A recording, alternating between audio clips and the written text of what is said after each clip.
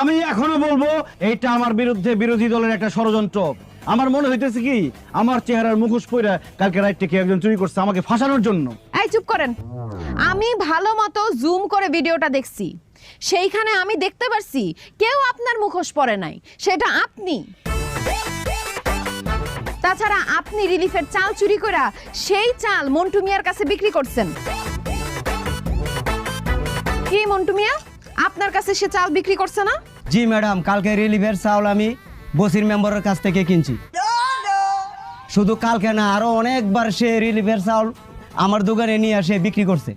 চোরের মায়ের বড় গলা শুনছি, কিন্তু আজকে নিজের চোখে দেখলাম যেই জনগণ আপনারে ভোট দিয়ে মেম্বার নির্বাচিত করছে তাদের হকের জিনিস আপনি রিলিফের মাল বিক্রি করে দিয়া নিজে টাকা খাইতেছেন। হ্যাঁ, কি আপনার কি একটু লজ্জা করে না? ম্যাডাম, আমার একটা রোগ আছে।